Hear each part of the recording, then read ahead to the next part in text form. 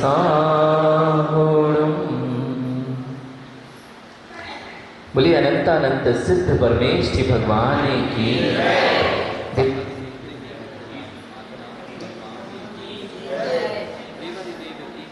चिंतामणि पार्श्वनाथ भगवान की। पूज्य आचार्य भगवान कुंद कुंद देव की।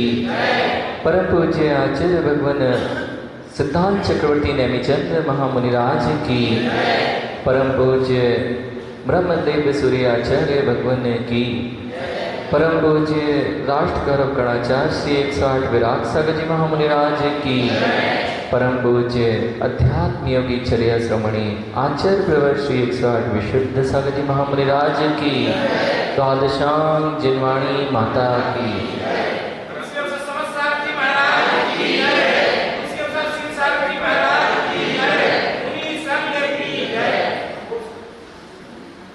पुनः एक बार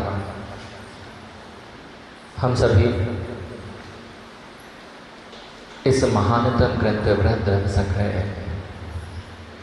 को समझने के लिए यहाँ एकत्रित हुए हैं, अथवा यूँ कहें इस ग्रंथ के माध्यम से स्वयं तक पहुँचने के लिए यहाँ एकत्रित हुए हैं। अभी तक जो था वह बाह्य में वृत्ति थी।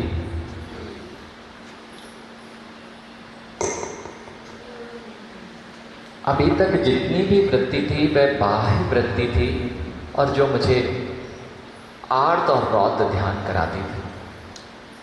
अब जीव के परिणामों ने परिणमन किया है।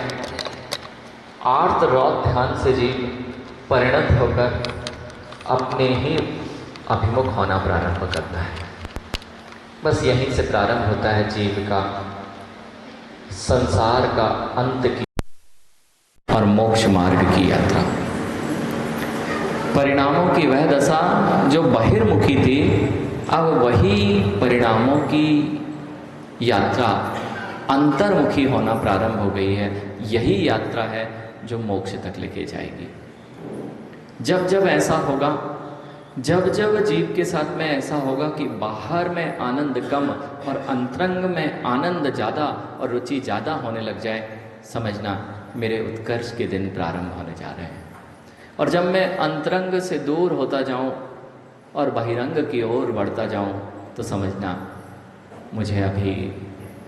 मुझे अभी सचेत हो जाना चाहिए, अन्यथा मेरा पतन नियत है।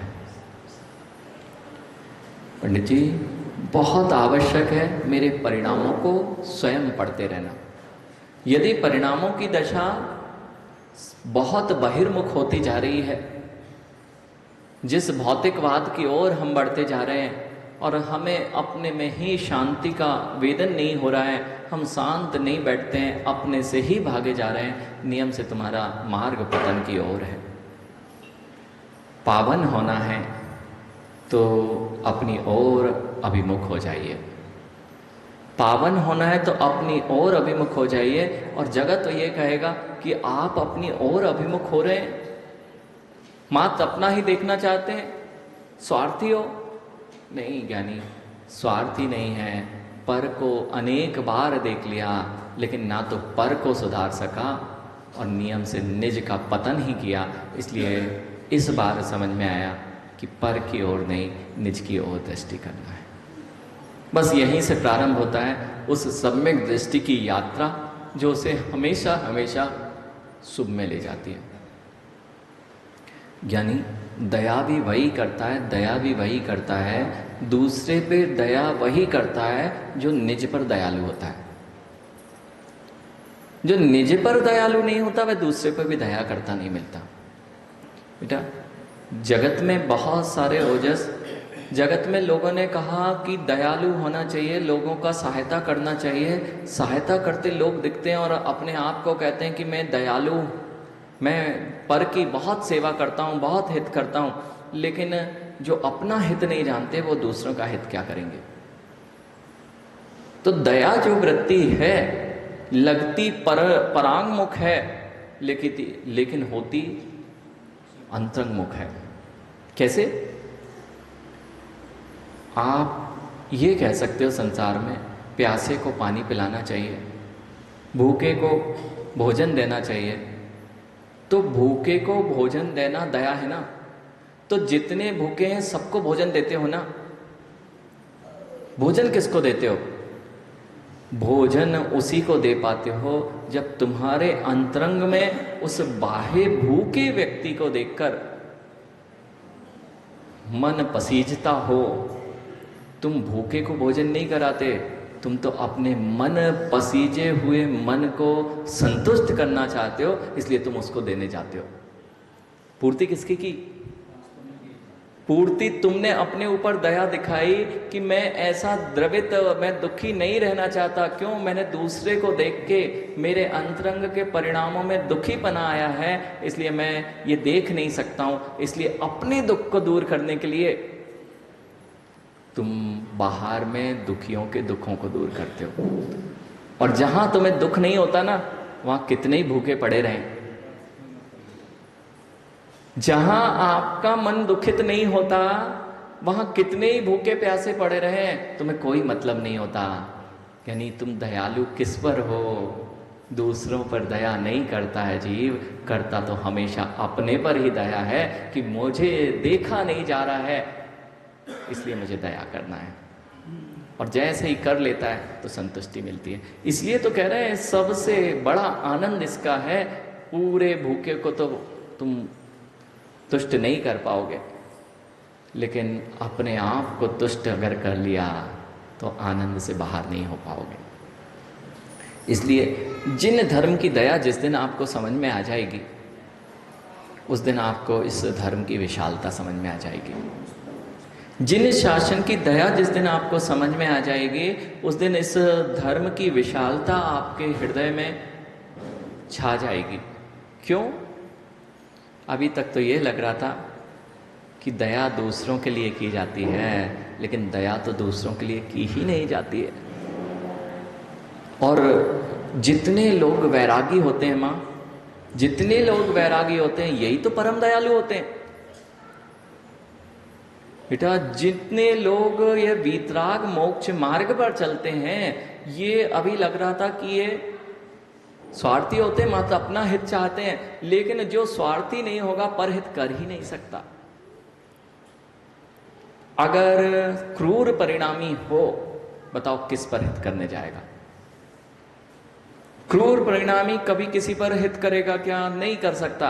अर्थात उसे सबसे पहले दयालु वृत्ति का होना पड़ेगा, तब जाके पर पे दया होगी। जितना श्रेष्ठ मानव होता जाएगा, उतना जगत में वह पर का सहायक भी बनता जाएगा। बेटा, जितना अंतरंग को श्रेष्ठ बनाता जाएगा जीव, नियम से पर की सेवा करेगा। और जो अपने अंतरंग को सही नहीं बना पाया, वह पर की सेवा भी नहीं करेगा। मां, कुछ समझ में आ रहा है? मैं ये बोल रहा हूं, आपको लगता है मुनिराज मात्र अपना हित करते हैं। नहीं, जो अपना हित जानते हैं वे ही पर का हित कर सकते हैं। अब बोलिए, अभी विपरीत कथन किया था मैंने। जो पर का हित करते हैं वो वास्तविकता में निज का हित करते हैं। अब मैं विपरीत आपसे कह रहा हूं, जो निज का हित करते हैं वे ही पर का हित कर पाते हैं बेटा। इसलिए जिन शासन की इस अहिंसा को जब आप अंगीकार करेंगे, लोग मेरे से प्रभावित हों, ये बड़ी बात नहीं है। आप अपने आप से कितने प्रभावित हो, ये बहुत बड़ी बात है। आदित्य, लोग आपसे प्रभावित हों, ये बहुत बड़ी बात नहीं है। आप अपने आप से कितना प्रभावित हो, ये बहुत बड़ी बात है। और जो अपने आप से प्रभावित होता है, उससे लोग स्वयमेव प्रभावित हो जाते हैं। ये विद्या सीख लेना आदमी तो बहुत ऊंचाइयों पर जाएगा। जितने फॉलोअर्स हैं ना, फॉलोअर्स, पीछा करने वाले, दूसरे से प्रभावित लोग हैं। और जिनको ये अनुसरण करते हैं, जिनको ये फॉलो करते हैं, वो उनसे मिलना, वे उनसे प्रभावित नहीं हैं, वे निज से प्रभावित हैं, इसलिए ऊंचे हैं। और दूसरे लोग उनसे प्रभावित हैं। इसलिए जगत के सबसे प्रभावी व्यक्तित्व से मिलना है तो मिलो जिनेन्द्र भगवान से, जिसने कभी दूसरे पर प्रभाव नहीं छोड़ा। उन्होंने तो अपने पर ही प्रभाव छोड़ा और इतने ऊंचे हो गए कि सारा जगत उनके प्रभाव में है। बस माँ, जितना जीव अपना हित करेगा वह परम हितकारी होगा पर का। जिसको अपने पर दया नहीं है वह दूसरों पर दया नहीं कर सकता। जब परिणामों में निर्मलता नहीं है मां, तब आपका हाथ उठता है बच्चे पर।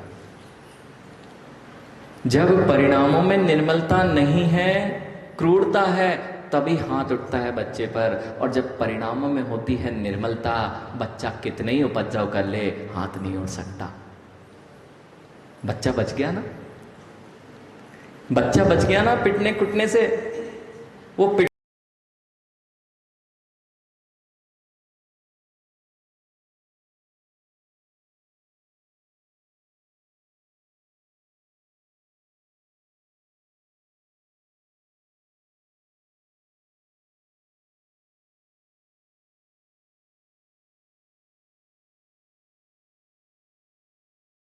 हैं बेटा, ये मुनिराज लगते हैं कि ये तो अपना ही अपना सोचते हैं। यानी जो अपना अपना सोचता है वही जगत का हितकारी होता है। 5 महाव्रतों की परिणति मां तभी तक हो सकती है चाहता है कि 5 महाव्रत यदि जगत में सबके पास होते तो कोई अन्याय ही नहीं हो सकता था। 5 ही तो पाप है, हिंसा, झूठ, चोरी, कुशील, परिग्रह। और ये 5 पाप से रहित यदि सबका जीवन हो जाए तो बताओ कोई कुछ करेगा क्या? कहीं अनर्थ होगा क्या? हिंसा कोई कर नहीं रहा, किसी से किसी को बैर है नहीं, झूठ कोई बोलेगा नहीं, मायाचारी के परिणाम नहीं होंगे, झूठ बोलने के परिणाम नहीं होंगे। इसके बाद चोरी, वह त्यागी है चोरी का, और किसी के बिना दिए हुए वस्तुओं को उठाता नहीं। परिग्रह, उसको आसक्ति नहीं है, लोभी नहीं है, क्योंकि लोभी व्यक्ति अपना हित देखता है और होता वह सबका अहितकारी होता है, और वह लोभ वृत्ति स्वयं का भी अहित कराती है। और शील की जो बात की जाती है, व्यभिचार से जो बच रहा है वही तो महाव्रती होता है। दूसरे को, पर की नारी को बुरी दृष्टि से जो देखता है, अगर ऐसे लोग जगत में ना हो तो जगत कितना सुंदर हो जाए। इसलिए ज्ञानियों, ये 5 महाव्रत अगर जगत को पता चल जाए, इतने ही नहीं, यदि 5 अणुव्रत भी जगत ने ले लिए तो जगत दुनिया का सबसे अच्छा स्थान होगा, जहां पर इंसान रहते होने के बाद भी जैसे स्वर्गों में देव होते हैं वैसा ही एक स्थान हो जाएगा। करना क्या पड़ेगा? सबको ऐसा लागू करना पड़ेगा क्या कि तुम व्यभिचार मत करो, तुम चोरी मत करो, तुम झूठ मत बोलो। ऐसा सबको करने जाओगे तो नहीं कर पाओगे। तुम तो अपने आप को सुधार लो तो अपने आप तुम्हारे आसपास में वह तुम्हें दिखाई देने लग जाएगा। जो अपने आप को सुधार लेंगे वही एक हिंदी को बचा पाएंगे। आप लोगों ने नहीं सुधारा, इसलिए एक हिंदी पर दया नहीं करते। आप लोग एक हिंदी पर दया करते हैं क्या? लेकिन दिगंबर मुनि तो एक हिंदी पर भी दया करते हैं। क्यों करते हैं? क्योंकि इनको निज पर दया आती है। यदि मेरे अंदर करुणा भाव नहीं होगा तो मैं बिना देखे बिना सोचे 5 स्थावर जीवों, मुझे दया है, आज तक मैंने यही किया है, अब भी करूंगा तो पुनः पतन की ओर गमन होगा। इसलिए क्या करना है मां? बहिर्मुखी दृष्टि को अंतर्मुखी। जैसे ही अपने कल्याण की भावना आने लगे बेटा, बस काम बन जाएगा। अपने कल्याण की भावना आने लगे, लोग तुम्हें सबसे परोपकारी मानेंगे। देख लो, जिनेंद्र भगवान ने अपना ही तो हित किया, और आज जगत के सबसे हितकारी यदि कोई हैं तो वे स्वयं तीर्थंकर अरहंत प्रभु हैं। आपको नहीं लगता ऐसा हुआ? क्योंकि आपकी कथाओं में मां कहीं भी एक भी जिनेंद्र भगवान की ऐसी कथा नहीं आई जहाँ जिनेंद्र भगवान ने दया दिखाई हो। किसी को याद है? जिनेंद्र भगवान बन गए, भगवान बन गए। अब भगवान ने किसी को उठाया हो, किसी के दुख दूर किए हो, किसी को प्यासे को पानी पिलाया हो, एक आध कथा ढूंढ के लाओ जिन दर्शन में। किसी का कोढ़ दूर हो गया हो, उनने हाथ फेरा हो, उनने आशीर्वाद दिया हो, किसी के रोग शोक दूर हो गए हो। माँ ऐसी दया की वृत्ति कहीं देखने में नहीं आ रही, फिर भी जगत के सबसे दयालु इन्हें कह रहे हो आप। माँ एक भी तो दया की वृत्ति वहां। यानी कारण का अभाव कर दो तो कार्य नियत रूप से अभाव को प्राप्त होता है। जिन्होंने पहले ही बता दिया कि किन किन कारणों से यह होता है, तुम कारणों का अभाव कर जाओ तो कार्य अपने आप नहीं होगा। ये परम हितकारी थे, ये परम हितकारी थे। जिससे रोग होता है उस रोग के कारण को ही मत करो तो रोगी नहीं बनोगे। इस जगत के सारे रोग का मूल कारण 5 पाप और 4 कषाय। उन्होंने कहा यही मत करो, यही मत करो तो सारे अनर्थों से बच जाओगे। माँ अब देखना, दयालु करते दया करते दिखे क्या? दया करते दिखे क्या? अरे ज्ञानी जिन्होंने ऐसी दया की थी, प्रभाव इतना बढ़ जाता है, इतना बढ़ जाता है कि उसके प्रभावी क्षेत्र में आने पर जीवों के परिणाम बदल जाते हैं। जिनेंद्र भगवान जब जिनेंद्र भगवान बने ना तो इतने प्रभावी हो चुके थे, इतने प्रभावी हो चुके थे कि उनके 100 योजन तक आने पर अपने आप सुभिक्ष छा जाता था, कुछ उठाने की आवश्यकता ही नहीं पड़ती थी। पंडित जी अंदर की रोशनी जब बहुत तीव्र होती है तो बाहर प्रकाश करके की क्या आवश्यकता है? बाहर दीपक लेके आप कब घूमते हो? जब बाहर अंधकार है, छोटा सा दीपक लेके घूमोगे। लेकिन जो स्वयं में प्रकाशमान हो गए हों तो दीपक ले जाने की आवश्यकता नहीं पड़ती है। ऐसे ही जब जिनेंद्र भगवान की वह परम अहिंसा, उपेक्षा, संयम जब उनके जीवन में आया और उन्होंने केवल ज्ञान रूपी सूर्य को प्रकट कर लिया और उस प्रभाव क्षेत्र में आके 100 योजनों तक मां किसी को कोई दुख ही नहीं होता था। यह उनका प्रभाव क्षेत्र था। ये होता है प्रभाव। अरे 2 लोग लड़ रहे हो ना, ओजस और आयुष में अगर लड़ाई हो जाए ना तो यहां पर यदि कोई प्रभावी व्यक्ति आ जाए तो इनकी लड़ाई बंद हो जाती है। सामने कोई नेता आ जाए, राष्ट्रपति आ जाए, प्रधानमंत्री, कितनी देर तक लड़ोगे बेटा? जब तक ही लड़ सकते हो जब तक वो नहीं है सामने। और जैसे ही वो आ गया आप कहोगे बाद में देखते हैं, पहले प्रभावी व्यक्ति आया, पुण्यशाली, जरा सा पुण्यशाली व्यक्ति आया, 2 जन की आपस में मित्रवत बात करने लगेंगे, भूल जाएंगे लड़ाई। जब एक सामान्य पुण्यशाली व्यक्ति यदि आया तो सारे विवाद और विसंवाद दूर हो गए। तो फिर जब जिनेंद्र भगवान इस जगत के सबसे पुण्यशाली जहाँ विराजमान होते हैं वहाँ गाय और सिंह एक साथ पानी पी लें तो कौन सी बड़ी बात है। इसलिए पंडित जी उनको कहीं नहीं बचाने जाना पड़ा, किसी को बचाने नहीं जाना पड़ा भगवान को। उन्होंने तो अपनी इतना प्रभाव बढ़ा लिया था कि वे जहाँ उपस्थित हो जाते थे वहाँ दुखों का अपने आप दूरी हो जाती थी। वे संवादों को अपने आप वहाँ छोड़ के जाना पड़ता था। कि सब कैसे होता है? यात्रा प्रारंभ करते हैं चतुर्थ गुण स्थान से। कहाँ से? मैंने इसलिए बताया अभी तक हमें इनकी महिमा नहीं आती थी, इसलिए इनकी बातों पर विश्वास नहीं होता था। इन्होंने अपना कल्याण किया, अपना कल्याण कर लिया, इसलिए उन्हें पता चल गया तुम्हारा कल्याण कैसे हो सकता है। भागचंद जी, जिसको खुद ने मार्ग नहीं तय किया हो उससे पूछना मार्ग में क्या क्या बाधाएं आएंगी। बेटा, जिसने खुद ने मार्ग पर नहीं चला हो, वहां कंकड़ है कि पत्थर है कि जंगल है कि वहां पर अनेक व्याधियां हैं, ये कैसे बता पाएगा? यदि खुद ने मार्ग तय कर लिया हो तो पता होगा कि देखो इस मार्ग में ये संकट आएंगे और ऐसे ऐसे बच के निकला जाता है, लक्ष्य तक पहुंच जाओगे। अरे जिन्होंने स्वयं मोक्ष मार्ग पर चले हों और स्वयं मार्ग को देखा हो, उन्होंने बता दिया कि जगत में जितने लोग भटक रहे हैं वे जानते नहीं हैं मार्ग कैसा है। मैं बता देता हूँ, मार्ग में ये व्याधियां हैं, ये संकट हैं, लेकिन तुम मेरे जैसे अपना लो महाव्रतों को, अपना लो सम्यक दर्शन को। यदि तुमने मार्ग पर चलते चलते एक दिन भगवान बन जाओगे। मां, जीवन में संकट है नहीं है ना, जीवन में व्याधियां नहीं है, दुख है नहीं है ना, दुख नहीं है ऐसा नहीं है, दुख तो बहुत है, लेकिन दुख सब जानते कि दुखी हैं, संकट हैं, व्याधियां हैं।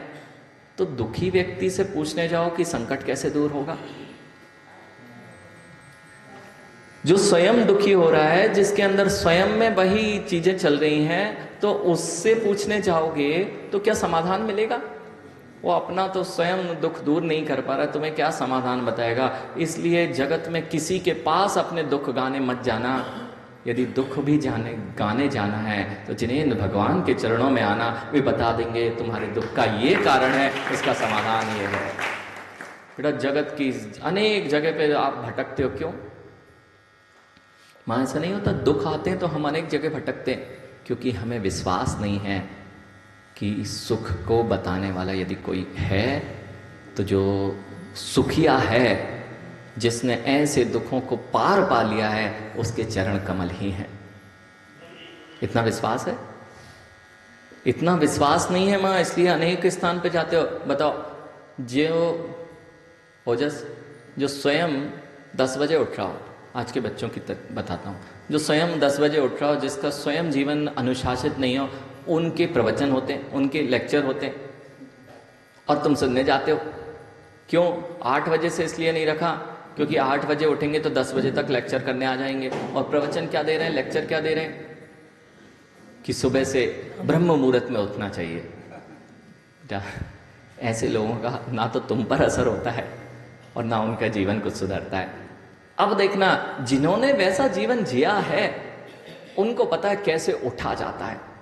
वो प्रैक्टिकल चीजें बताएंगे आपको, कि अनुभव बताएंगे कि देखो आपके मस्तिष्क में कई बार प्रमाद आएगा, लेकिन प्रमाद को कैसे जीता जाता है, ये उपाय है, ये कर लो। प्रमाद को कैसे जीता जाता है, अपने 60 आवश्यकों पर लग जाओ, आप प्रमाद जीत सकते हो। मां, नींद आती है ना, 60 आवश्यक पालन करने लग जाओ, नींद भाग जाएगी। कर्तव्यों का पालन जो करते हैं, कर्तव्य क्यों कहे गए हैं? जैसे ही आप किसी कार्य में लगेंगे, प्रमाद दूर होगा कि नहीं? हम कर्तव्यों का पालन नहीं करते, इसलिए प्रमादी बने घूमते रहते हैं। यदि कर्तव्यों का पालन होने लग जाए तो प्रमाद दूर हो जाएगा।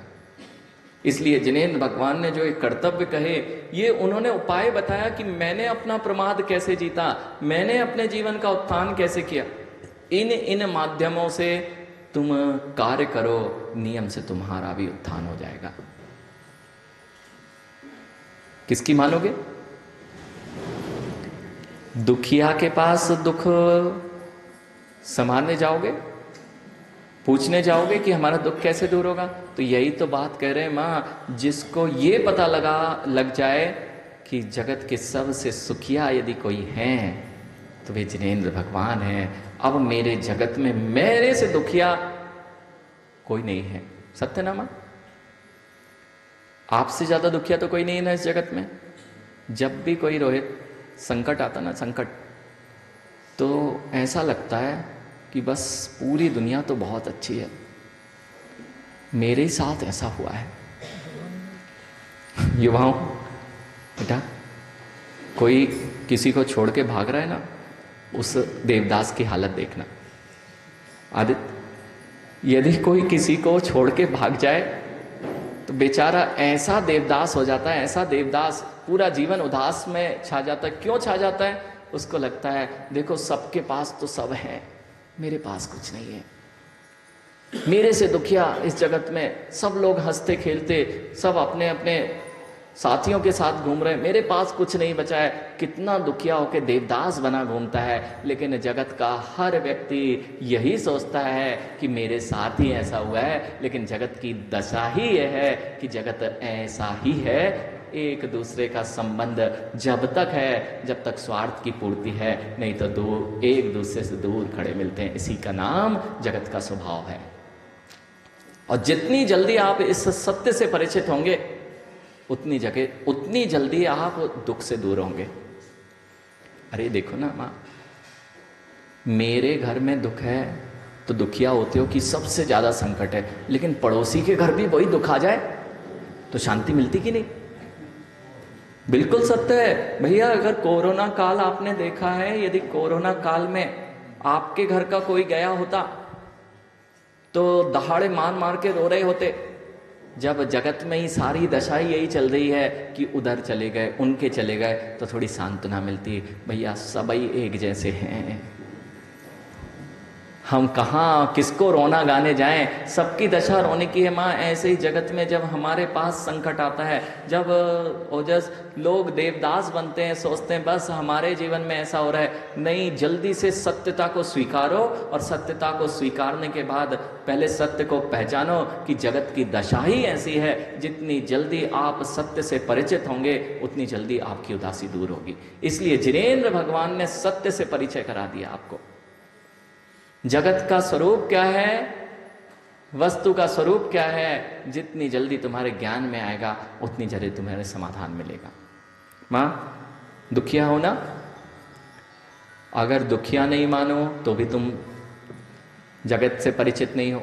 संसार में रह के अपने आप को सुखिया मान बैठे हो, विपरीत हो। और यदि दुखिया ही मान लो तो फिर भी आप संसार से परिचित नहीं हो, क्योंकि ऐसे दुखिया तो जगत के सब लोग हैं। तो फिर करें तो क्या करें महाराज जी? आपने कहा दुखिया मानोगे अपने आप को तो सभी ऐसे ही हैं, तो सारा जगत दुख में ही दिखेगा। और जब अगर सुखिया मान लोगे तो फिर भी आप भ्रम में हो, क्योंकि जगत में सुख होता तो सब बढ़िया आराम से रहते। तो जगत में तो दुख है ही है, लेकिन आपने सुखिया मान लिया, दोनों बात गड़बड़ हो गई है। इसलिए ज्ञानियों, किसकी मानना है? जो जगत की सत्यता को जानते हैं उनकी मानो। इसलिए वस्तु स्वरूप का जिन्होंने प्ररूपण किया है उनकी मान लोगे तो चित्त में शांति आएगी, नहीं तो अशुभ परिणामों से कोई नहीं बचा सकता। इसलिए अंधविश्वासी हो जाओ। आगे अब कहां पहुंचे थे? किस पर अंधविश्वास करना है? ये तो स्वार्थी है, तुम्हारा हित करते ही नहीं ना, इसलिए तो आते नहीं महाराज जी, यहां तो कुछ मिलना ही नहीं। समस्या तो यही है राजकुमार जी, समस्या यह है सबसे बड़ी जिन आगम में कि जिन्हें भगवान किसी को कुछ देते ही नहीं। अब जाए तो कहां जाए? तो भिखारियों के पास भीख मांगने जाओगे क्या? अरे जो स्वयं भिखारी हो उसके पास भीख मांगने कौन जाता है? जिनके पास सर्व जगत का वैभव, तीन लोक के नाथ हो, उनके पास यदि आओगे तो तुम्हें सब कुछ मिल जाता है। इसलिए मां, क्या समस्या है? सबसे बड़ी समस्या यही है कि हमारे भगवान कछु देते नहीं। सत्य ना? अब समझो, अभी अभी तो बताया, जिनके पास खुद ना हो वे तुम्हें क्या दें। जिनके पास जगत का सारा वैभव आ गया हो वे ही तुम्हें दे सकते हैं। अभी भी अज्ञान दशा में मत घूमो, अंधविश्वासी हो जाओ जिनेंद्र प्रभु के। आज्ञा सम्यक नहीं चल रही ना बुद्धि, इतना समझ जाओ कि जो अपने पे दया करता है वही परम हितकारी होता है। जो मार्ग पर चला है उससे मार्ग पूछोगे तो मार्ग के व्यवधानों को हटाता हुआ वह मार्ग बता देगा, लेकिन चलना तुम्हें ही पड़ेगा। चलना बस ज्ञानी, ये इनसे आप पूछने आओगे, आपके हर दुखों का निवारण ये बता देंगे, लेकिन बता तो देंगे, चलना किसे पड़ेगा? माँ, दूध पहुंच जाओ दूध पे, लोग को जल्दी समझ में आएगा। उस दिन घी निकाला था दूध में से। घी किसी ने नहीं बताया हो क्या होता कि दूध में घी है। घी नहीं बताया होता दूध में घी है तो निकाल सकते थे क्या? पता चल गया दूध में घी है, निकाल सकते थे क्या? पूछते भैया कैसे निकलता है? दूध में घी है, पहले बताया जाए कि दूध में घी है, दिखता नहीं है, लेकिन बता दिया जाए कि दूध में घी है। अब तो पता चल गया दूध में घी है, निकल आएगा ना? फिर उससे पूछने जाओगे जिसने कभी निकाला नहीं हो।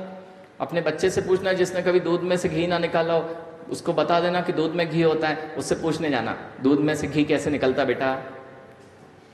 बताएगा? नहीं बताएगा। तो किससे पूछोगे? जिसने निकाला हो और घृत भर लिया हो, उससे पूछने जाना। अब समझो मां, इस संसार में ही आत्मा परमात्मा बनती है। ये बताने वाले बहुत हो सकते हैं, लेकिन तुम पूछने उनके पास जाते हो, बताओ हमारे दुख का निवारण किसके से होगा? तो तुम अपने बालक से, जिसने कभी आत्मा को परमात्मा नहीं बनाया, उससे तो पूछने जा रहे हो कि बताओ आत्मा परमात्मा कैसे बनेगी। लग रहा है प्रवचन, लेकिन चोट है तुम्हारे मस्तिष्क पर। लग रहा है कि महाराज जी समय निकाल रहे हैं, हाँ आगे बढ़े ना। हो सकता है ऐसी विचारधारा हो, लेकिन जिनके मस्तिष्क पर चोट लग रही है वे समझ जाएं कि परमात्मा जो नहीं बने, जो परम सुखी स्वयं नहीं है, उनके आगे हम यदि पूछने जा रहे हैं तो आप ऐसे ही हो जैसे अपने बालक से, जिसने कभी घृत नहीं निकाला है, उससे पूछने जा रहे हो कि बता दो भैया इसमें घृत कैसे निकाला जाता है, संसार में सुख कैसे निकाला जाता है। तो संसार में जैसे माँ दर्पण में, आदित्य भाई, दर्पण में चेहरा दिखता जरूर है लेकिन होता नहीं है। दर्पण में चेहरा दिखता जरूर है लेकिन दर्पण में चेहरा होता नहीं है। ऐसे ही ज्ञानियों, संसार में सुख दिखता जरूर है लेकिन होता नहीं है।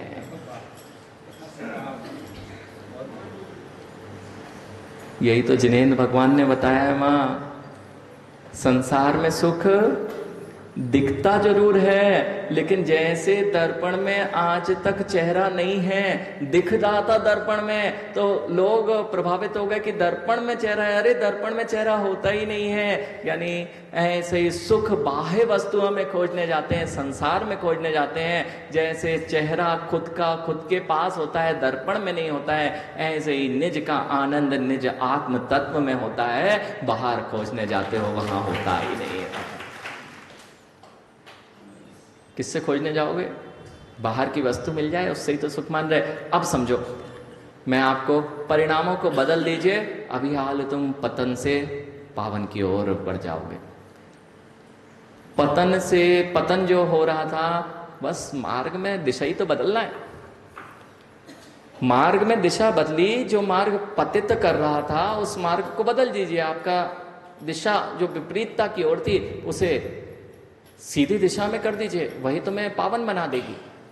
इसी का नाम सम्यक दर्शन है मां।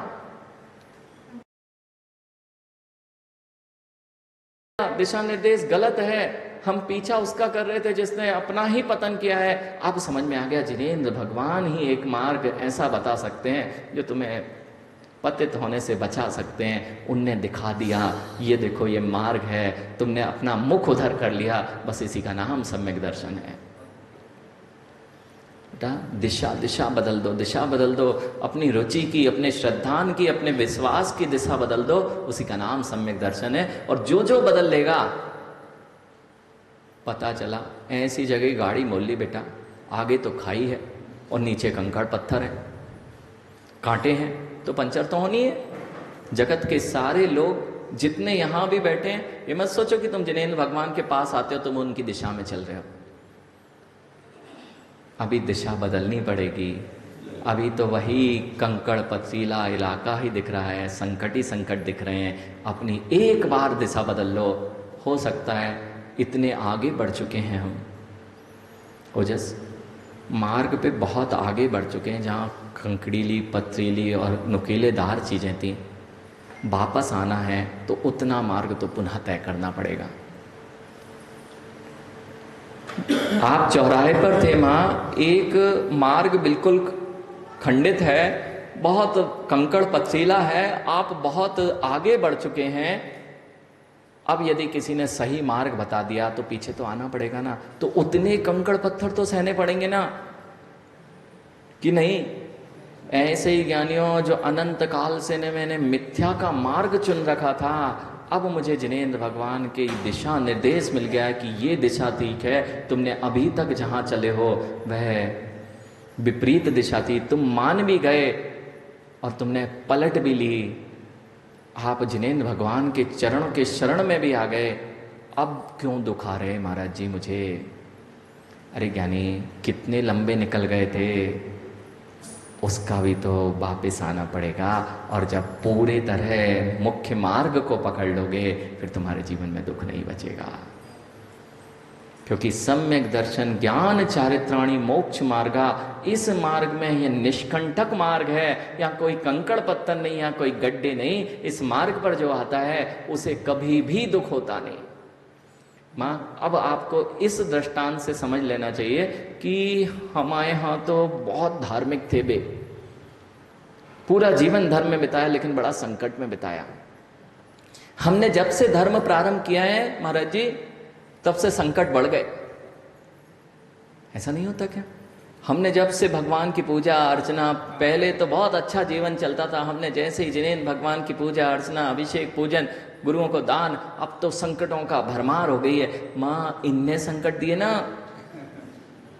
इनने संकट नहीं दिए। तुम ये भी तो देखो, तुम विपरीत मार्ग पर कितने आगे थे, अब वापस आओगे, तेज गति से आओगे, तो तुम्हें लग रहा है सारा मार्ग, अगर पथरीले पे तेजी से आ रहे हो तो संकट लगेगा कि नहीं लगेगा? ऐसे ही माँ, वो कर्मों की जब तीव्र निर्जरा होती है, जब आप जिनेंद्र भक्त बन जाते हैं, कर्मों की तीव्र निर्जरा होती है, तो सारा का सारा जो विपरीत मार्ग था उसके सारे कंकड़ पत्थर एक साथ दिखाई देने लग जाते हैं। इसलिए कभी कभी ऐसा भी देखने में आता है कि धर्म मार्ग पे आए और संकटों के दिन चालू हो गए।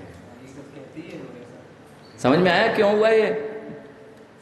आपके साथ तो नहीं हुआ महाराज जी? जब तक अच्छे थे, जब हम सब जगह आनंद मनाते थे, वहां अच्छे थे, जैसे ही हम जिनेंद्र भगवान के चरणों में आए, इधर तो दुख के दिन चालू हो गए, बड़े संकट आ गए। मां, आपको समझ में नहीं आ रहा क्या? मुझे ऐसा लग रहा है चेहरे देख के कि बहुत ऊंचे स्तर की व्याख्या हो गई है। पंडित जी, सत्य में बोल रहा हूं, मैं खुद देख रहा हूं, मुझे नहीं पता। ये प्रांगण का प्रभाव होता है, जिनेंद्र भगवान के गणधर पीठ का प्रभाव होता है। ये राजकुमार जी ने एक दिन और कहा था, कुछ ना कुछ जब गणधर की पीठ होती है तब पता नहीं होता है कि विचारों की है उत्कृष्टता कैसे प्राप्त होती है। अब समझो मां, प्रश्न का उत्तर मिल गया। प्रश्न का आपकी बड़ी समस्या, सबसे बड़ी समस्या क्या?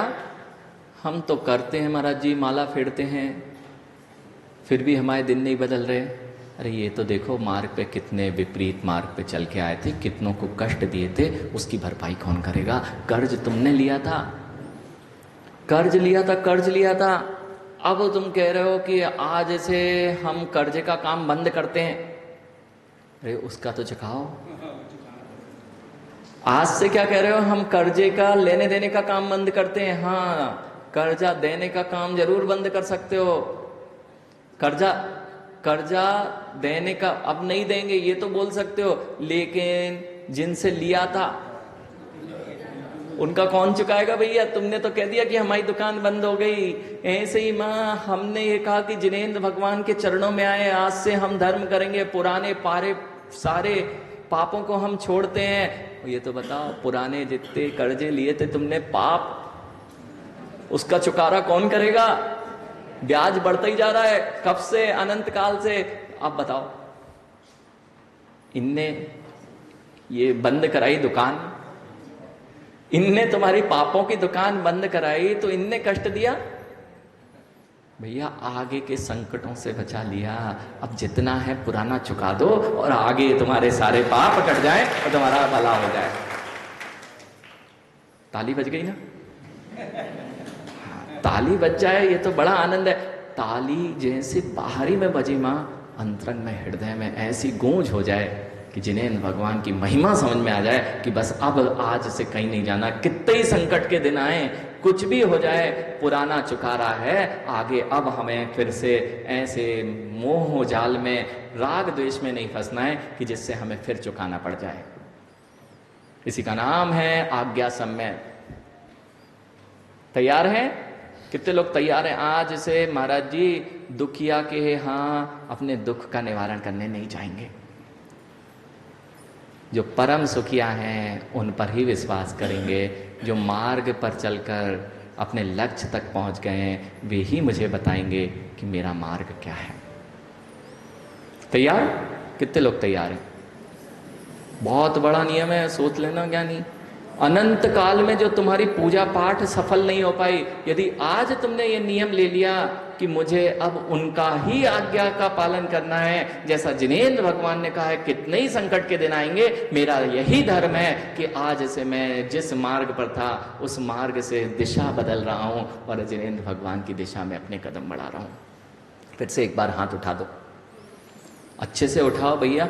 तुम्हारे घंटों की पूजा, घंटों की मालाएं, ये सब व्यर्थ हैं यदि तुम्हारे जीवन में आज्ञा सम्यक नहीं आया, जिनेंद्र भगवान की यह दृष्टि तुम्हारे जीवन में नहीं आई। बेटा समझ जाओ, समझ जाओ। अभी भी कह रहे मार्ग तो महाराज जी यही अच्छा है, कंकरीला, पथरीला, कांटों वाला, अब तुम्हें दुखों से कौन बचाए।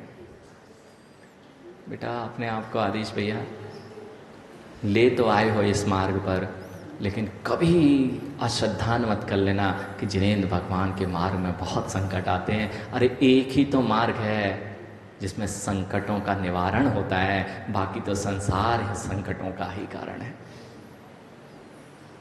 श्रद्धान, जब तक ये श्रद्धान नहीं होगा ना, तुम्हारी यात्रा प्रारंभ नहीं होगी। बस ये श्रद्धान, मैंने कहा ना, पहले गाड़ी मोड़ने के पहले दृष्टि जाती है, तब गाड़ी मुड़ती है। गाड़ी जब भी मुड़ेगी पहले दृष्टि जाएगी, और दृष्टि जहां जाएगी पहले आसपास देख लेते हो कौन सा मार्ग सही है, वहीं मोड़ते हो ना। मैंने अब दिखा दिया सारे मार्गों को, अब दृष्टि मोड़ लो किसकी तरफ? राजमार्ग की तरफ, मोक्ष मार्ग की तरफ। तुम जैसे ही दृष्टि मोड़ लोगे तुम्हारी यात्रा का प्रारंभ वहीं से होना प्रारंभ हो जाएगा। गाड़ी कहाँ मुड़ेगी? नहीं, लेकिन दिक्कत यह है महाराज जी हम इतने दिनों से वे करते आ रहे हैं, जो करते आ रहे हैं वो कैसे छोड़ दें? हाँ सही है, एक कदम यदि गलत दिशा में उठा ना तो दूसरा उसी को, दूसरा कहाँ उठेगा? एक कदम आगे बढ़ाए ना तो दूसरा जब उठता है तो उसका ही अनुसरण करता है। ऐसे ही हम जगत में अनेक बार मिथ्यात्व का ही अनुसरण करते आए, क्योंकि हमने अभी तक सही दिशा में कदम ही नहीं उठाया। दृष्टि बदलो सृष्टि बदलेगी, दृष्टि बदलो सृष्टि बदलेगी। आज से किसकी दृष्टि में जीना है? अब आपको समझ में आए या ना आए, इससे सरलता में शायद अब जिनेंद्र भगवान भी तुम्हें ना समझा पाए कि तुम्हें बदलना पड़ेगी अपनी दृष्टि, और तुम्हारा मार्ग निष्कंटक होता जाएगा। यही है आज्ञा सम्यक माँ। इसलिए जब हमने कल देखा था बस परिणाम बदलो पुण्य बनना चालू हो जाएगा, फ्री फोकट का कल देखी थी बात। क्या आनंद है, आनंद है जिसको पता चल गया मार्ग। अभी तक बोर्ड नहीं लिखा था, ओजस आयुष जब तक गाड़ी चल रही थी, हाईवे बन रहा है। अभी आपके यहाँ सागर से सायगढ़ का हाईवे था, और वहाँ पे वो माइलस्टोन नहीं लगे थे और रात्रि थी, बहुत सारे मार्ग अभी दिशा निर्देशन वाले भी वहाँ पर कोई भी बोर्ड नहीं लगे हुए हैं।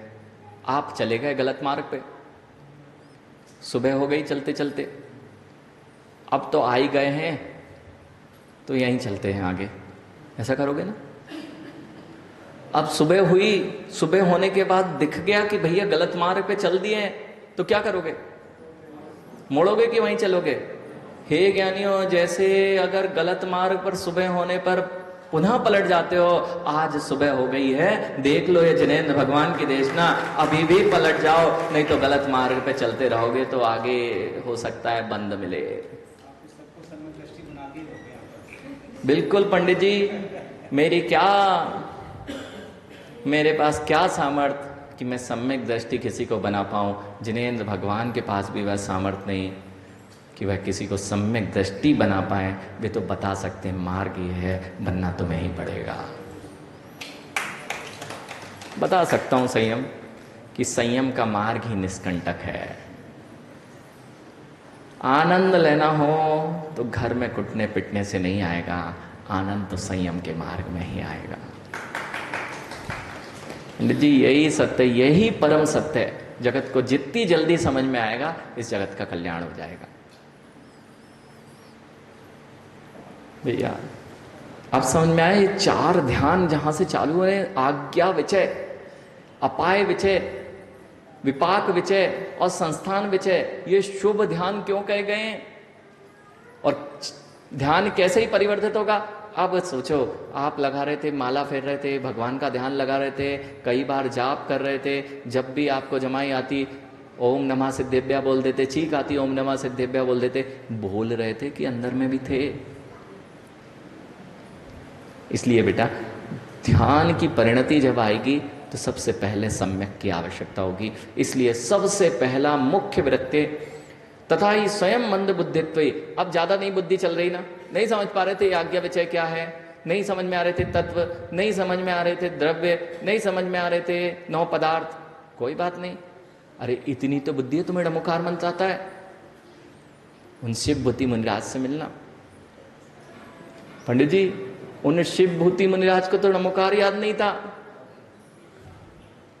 वे शिव भूति मुनिराज को तो नमोकार याद नहीं था। तुस्मास घोषंतो फुड़ज्जई, जिनने तुस्मास तुष और मास अर्थात मूंग का छिलका और मूंग, वह भिन्न भिन्न है, दाल और दाल का छिलका भिन्न भिन्न है, ऐसा घोष करते हुए अपने भाव श्रुत के माध्यम से अपने भेद विज्ञान को प्रकट कर लिया, तो तुम्हें तो पूरा नमोकार आता है कि तुम्हें भी अभी कोई आवश्यकता पड़ेगी क्या? इसलिए मंद बुद्धित्वपि विशिष्टो उपध्याय अभावेपि शुद्ध जीवादि पदार्थानाम सूक्ष्मत्वेपि सति। अब देख रहे हो स्वयं मंद बुद्धि है, विशिष्ट उपाध्याय का अभाव है, कोई बताने वाला भी नहीं है। खुद मंद बुद्धि है लेकिन समझाने वाला मिल जाए तो बहुत अच्छी बात है। देखो जैसे आप यहाँ बैठे हो, अगर यहाँ मुनिराज का चतुर्मास नहीं हो रहा था तो 8 महीने ऐसे ही मंदिर में आके 1 घंटा निकलते थे ना, तो कहाँ निकलता था? टीवी के सामने, मोबाइल के सामने, किसी को चिल्लाते हुए, या शाम के भोजन की व्यवस्था अथवा चारों संज्ञाओं में। मानी ज्ञानियों उपाध्याय मिल गए तो पता चल गया कि ये भी कुछ होता है, नहीं तो जीवन चल ही रहा था। नहीं तो दुकान पे बैठे होते ओजस, क्या पता चलता। तो उपाध्याय चलो नहीं मिले, चलो नहीं हुआ चतुर्मास, मात्र इतना कर लेना उपाध्याय का अभाव है। लेकिन आज मुझे समझ में आ गया है शुद्ध जीवादि पदार्थानाम सूक्ष्मत्वे अपि सति। और जो जीव आदि हैं वो मैं देख ही नहीं पा रहा हूँ, वे बहुत सूक्ष्म है। जो जिनेंद्र भगवान ने कथन किया है, परमाणु का भी किया है, बहुत सूक्ष्म सूक्ष्म तत्वों की व्याख्या की है, कैसे मेरा कर्म बंद होता है, कैसे मेरे से कर्म की निजरा होती है, ये कुछ पल्ले नहीं पड़ रहा तुम्हें, क्योंकि गणतीय विद्याएं दी हुई है कर्म सिद्धांत में, नहीं पड़ रही पल्ले। अब क्या करें, क्योंकि यहाँ का मंद बुद्धि वैसे ही चल नहीं रही। देखो प्रवचन सुनने के लिए भी बहुत दम चाहिए होता है। पंडित जी ये बुंदेलखंड है ना, अरहर की दाल खाने वाले हैं, अरहर नहीं उड़द की, और उड़द में बड़ा वीर होता है। पंडित जी हर कोई उड़द की दाल नहीं पड़ा जा सकता। अगर औषध शास्त्र में जाएंगे ना तो उड़द की दाल बहुत वीरवर्धक होती है, बहुत शक्तिदायक होती है। घरों को जोड़ना हो ना माँ, भैया घरों की दीवारें जुड़ती थी, काहे से जुड़ती थी? आज भी खड़ी हैं वे उड़द की दाल से जुड़ी हुई दीवारें। माँ समझो, जब उड़द की दाल इतनी बड़ी दीवार को जोड़े रखती है तो तुम तो बुंदेलखंड में रोज उड़द खाते हो, तुम्हारी जो दीवार जिनेंद्र भगवान से जुड़ी हुई है कितनी मजबूत होनी चाहिए। पंडित जी सत्य यही है, सत्य यही है, देख लो। मैंने कहा बुद्धि चाहिए इनको। आपके यहां भी था मैं, उत्तर भारत में। मां उत्तर भारत में था, उत्तर भारत में, लेकिन ऐसी तत्व की व्याख्या वहां नहीं निकल सकती थी। पंडित जी क्यों नहीं निकल सकती थी? अब मुझे समझ में आ गया, वीर चाहिए झेलने के लिए। और वीर, इनको वह शक्ति, भले ही आप उड़द की दाल वाली बाहरी शक्ति हो सकती है, वो भी आवश्यक होती है, लेकिन दोनों आवश्यक होंगी पंडित जी। बल और वीर दोनों की आवश्यकता पड़ती है। तो वीर वह अंतराय, वीर अंतराय का क्षयोत्सम जब होता है माँ, तब तुम इतने गहरे तत्व को इतने सारे लोग एक साथ मिलके झेल पाते हो। बेटा शक्ति चाहिए, नहीं तो सिर पकड़ोगे। और ये सुन रहे बृहद संग्रह सबसे रूखा ग्रंथ कहा जाता है पंडित जी, सबसे रूखा ग्रंथ। क्यों? कोई कथा किस्सा आएगा ही नहीं इसमें। सारा का सारा, पूरा का पूरा सत सत सत सत सतभूत। बताओ माँ, कितनी दिन कहानी सुनी आपने? क्या कहानी सुन रहे कि बिल्कुल द्रव्यों की, तत्वों की व्याख्या चल रहे? अब पंडित जी छोटे छोटी कहानियों के दिन गए, मूल तत्व को समझो कि ये जिनेंद्र भगवान के तत्व कितने गहन हैं। सूक्ष्मम जिनोदितम तत्वम, सूक्ष्मम जिनोदितम तत्वम हेतुभिर्यन्न हन्यते आज्ञा सिद्धम तो तद्गायम नान्यथा वादिनो जिनः। सबको याद कर लेना चाहिए। ओजस आज से ये सूत्र, गाथा सूत्र, जितने लोग हैं साहेगढ़ में, जितने बच्चे हैं, जितने युवा हैं, सबको एक सूत्र जरूर याद करा दो। सूक्ष्मं जिनोदितं तत्वं हेतुभिर्न यन्न हन्यते आज्ञा सिद्धं तु तत्ग्राह्यं नान्यथा वादिनो जिनः। जिनेंद्र भगवान के द्वारा बताए गए तत्व अत्यंत सूक्ष्म हैं, जो तुम्हारे हेतुओं से कभी खंडित नहीं होते।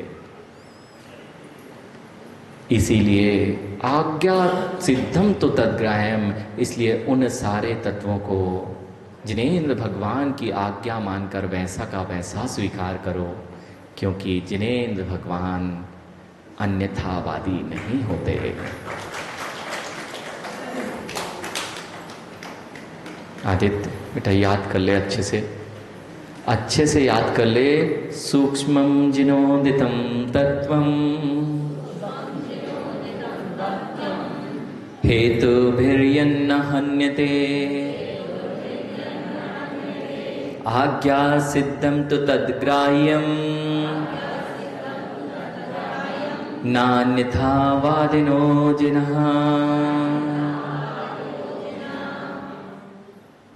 माँ आनंद आया? जब मात इतना उच्चारण करने में इतना आनंद है, तो जिसको जिनेंद्र भगवान पर ऐसा श्रद्धान हो जाता है, उसका आनंद कितना बड़ा होगा। पंडित जी आज्ञा सिद्धम, आज्ञा सिद्धम, जो चीज नहीं समझ में आ रही ज्यादा बुद्धि नहीं लगाओ। मुझे इतना पता चल गया है कि सही मार्ग बताने वाले परम सुखी कोई हैं और परम दयालु कोई हैं, जो अपने पे दया कर चुके हैं, जो परम वीतरागी हैं, जिनको किसी से राग द्वेष नहीं है, जिन्होंने अपने राग द्वेष का हनन कर लिया है, वे तुम्हें कभी गलत मार्ग नहीं बता सकते। गलत मार्ग वो बताएं जिनके अंदर राग द्वेष हो। इसलिए यदि परम उत्कारी कोई तत्व है तो वह जिनेंद्र भगवान की देशना है। हमारी बुद्धि में नहीं आ रही तो भी हमें वही मान्य है। हे ज्ञानियों, शाहगढ़ सिद्धों का गढ़ कब बनेगा? जब तुम्हारा आज्ञा सम्यक का पालन यहां से प्रारंभ हो जाएगा।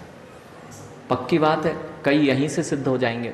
आसपास में वैसे ही बहुत सिद्ध क्षेत्र हैं। बात आ गई समझ में?